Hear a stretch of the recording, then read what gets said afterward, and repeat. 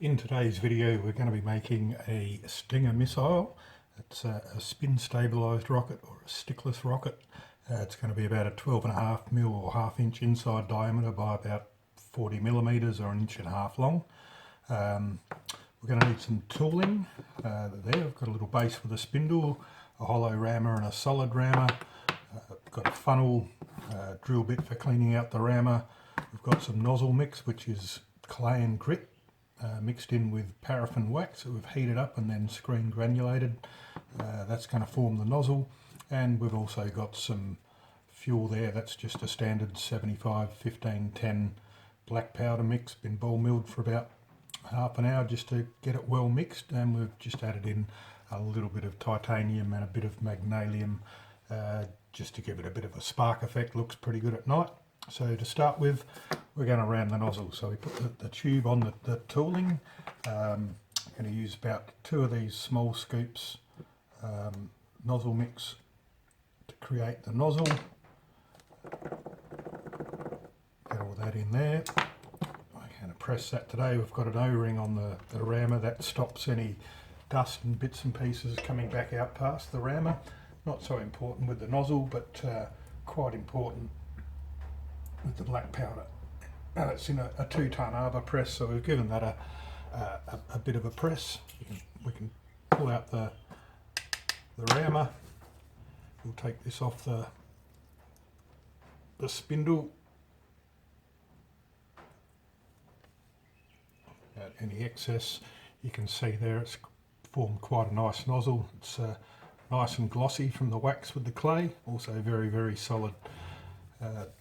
We'll just repress that again. I'll reset the O-ring.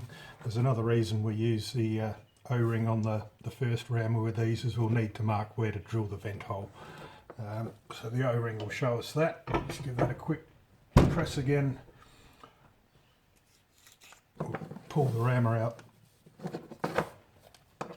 Then we just line that up with the O-ring, and that tells us whereabouts the clay nozzle ends, because that's right on where we're going to want to drill the vent hole. Now we've got the nozzle in and that marked up, we can start adding a little bit of fuel to that. Do that in small increments, just pressing about a diameter width of the tube in length of the fuel, so a couple of the smaller scoops of the fuel mix. Still using the hollow rammer.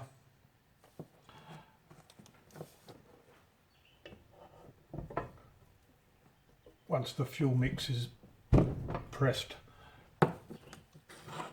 above the hollow rammer, just give the vent hole a bit of a clean out. We can then use the solid rammer. That's getting pretty close. For a single scoop on this one.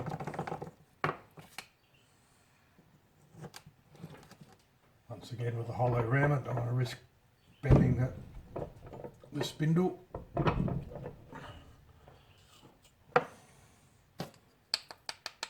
Just clear out any fuel that gets up the centre of the rammer.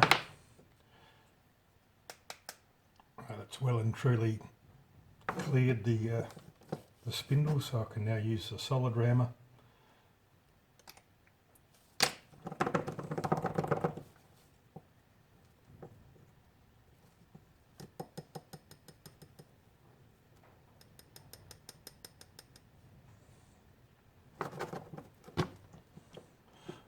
Black line on that rammer is the no pass line. That just tells me where I am in relation to the spindle, so I don't overpress it and bend the spindle. Give that a fairly decent press. You can see that's still roughly a centimetre left from the top there. About a half a scoop more in there.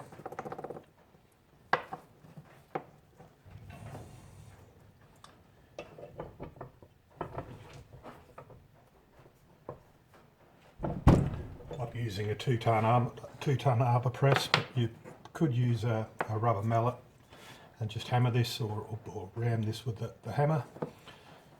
Now that's roughly about where I want the fuel to end, and I'm going to put a little bit of a report on the end of this one.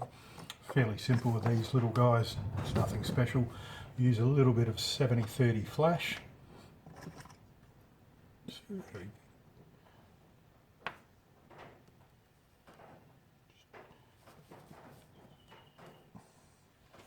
Gently scoop that in there.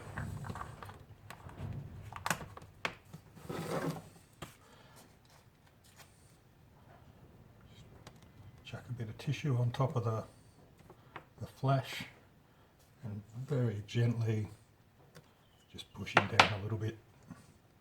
Close him over. Just turn the glue gun on. We'll close this guy up with a bit of hot glue if we hadn't put a report on top of it.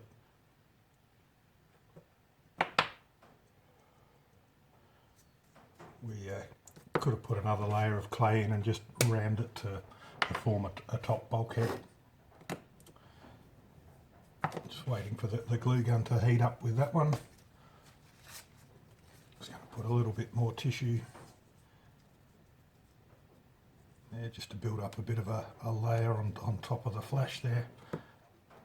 I don't want too much hot glue in there, but just enough to contain the report. While we're waiting for the hot glue to warm up, we'll remove him off the spindle, just give him a gentle twist. You see it's pretty well combined, nice little nozzle.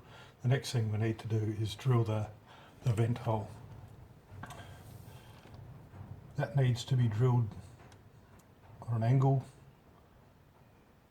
like so, just to get it to spin up, because we'll be lighting this one through the vent hole. So I'll start the drill off just very slowly and then roll him around a little bit. Oops.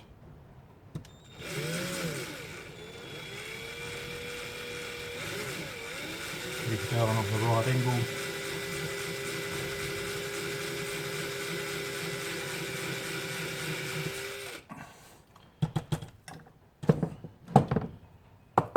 See there, a little bit of powder comes out, so you know you're on the right track. And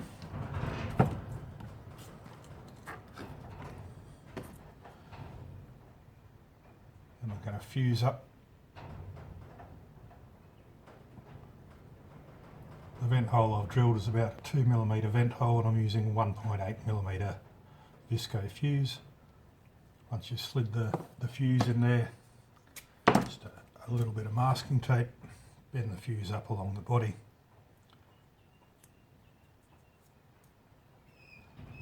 Tape him in place. And hot melt glue gun should be ready. I'll just switch him off. And then we just top him off with a little bit of hot glue just to close him down. Sure he's well sealed up.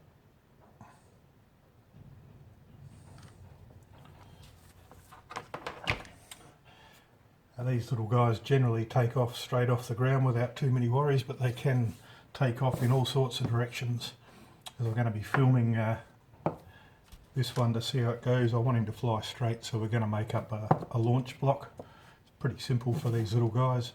It's just a block of wood, and I've drilled a 4mm hole in there, and I'm just going to actually push pop rivet in there. That's quite firm fit. That's going to be high enough for this little guy.